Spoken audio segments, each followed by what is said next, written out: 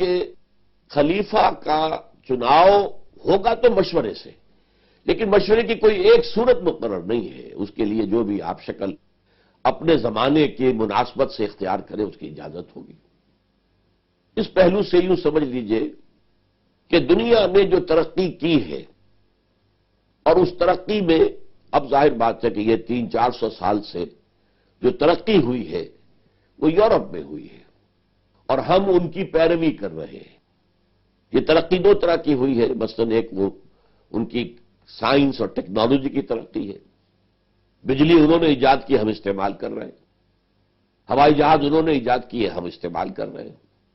گویا کہ ان کی ایجاد کردہ چیزوں کو ہم استعمال کرتے ہیں۔ اسی طریقے سے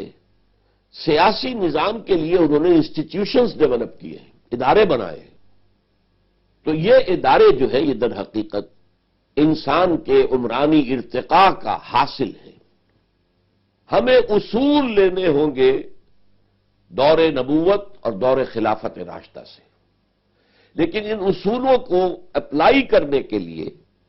روب کار لانے کے لیے، روب عمل لانے کے لیے انسٹیٹیوشنز اور ادارے یہ ہمیں مغرب سے لینے ہوں گے۔ جیسے ہم کہتے ہیں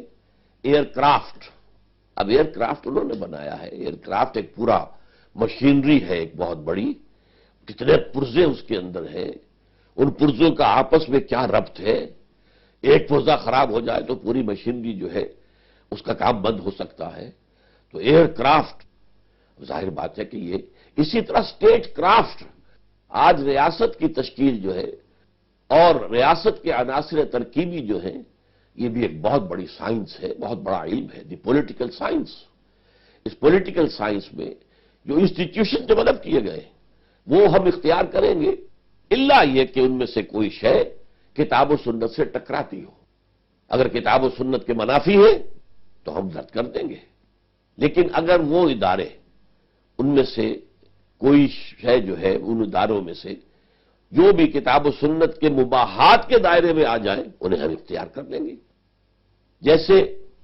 کتاب و سنت نے یہ طے نہیں کیا ہے، کہیں حکم نہیں دیا ہے کہ آپ پارلیمانی نظام بنائیں یا صدارتی نظام بنائیں، آپ کو اختیار ہے، مباح کا معاملہ ہے، عوامی رائے لے لیجئے، جو نظام ان کو پسند ہو لے لیجئے۔ حالانکہ اپنی جگہ پر یہ بات حقیقت ہے کہ صدارتی نظام خلافت سے قریب تر ہے۔ جیسے وہاں اختیار مرتکز تھا ایک شخص کے اندر، ابو بکر ہے، عمر ہے، عثمان ہے، علی ہے، رضی اللہ تعالی عنہم اجمعین، اسی طریقے سے موجودہ دنیا میں جو نظام ہائے ریاست ہے ان میں جو صدر ہوتا ہے امریکہ کا، اس کے ہاتھ میں جو اختیارات ہیں ان کا ایک بڑا ارتکاز ہے۔ اس پہلو سے مشابہت ہے، لیکن یہ لازم نہیں ہے، یہ آپ کے اپنے اختیار میں ہے۔ اسی طریقے سے ایک یونٹری سٹیٹ ہوتی ہے، بس پورے ملک کو ایک ہی صوبوں میں تقسیم نہیں کیا گیا، اسٹیٹس میں تقسیم نہیں کیا گیا، ایک ہی اسمبلی ہے اور وہ اسمبلی ہے اور اوپر صدر ہے۔ اس سے یہ نظام بھی اسلام میں اختیار کیا جا سکتا ہے۔ مسلمان ملکوں میں سے آج کل آپ کو معلوم ہے بنگلہ دیش، وہ بھی ایک یونٹری ہے، اس میں کوئی صوبے نہیں ہے۔ اسی طریقے سے ایران، وہ بھی یونٹری ہے، کوئی صوبے نہیں ہے، کوئی صوبائی اسمبلیاں نہیں ہے۔ تو بہرحال یونٹری نظام ہو یا یہ کہ فیڈرل نظام ہو یا کنفیڈرل نظام ہو، ان میں سے کوئی شے نہ واجب ہے نہ حرام ہے، یہ مباحات میں سے ہے، آپ جو چاہیں اختیار کر لیں۔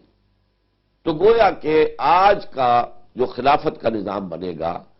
وہ اس اصول پر بنے گا کہ اصول ہم لیں گے فنڈامنٹلز فرام خلافت راشدہ، لیکن ان کی اپلیکیشن کے لیے جو عہد حاضر میں جو ادارے ڈیولپ کیے گئے، جو انسٹیٹیوشن ڈیولپ کیے گئے، ان میں سے جو چیز اسلام کے خلاف نہیں ہوگی اسے ہم اختیار کر لیں گے۔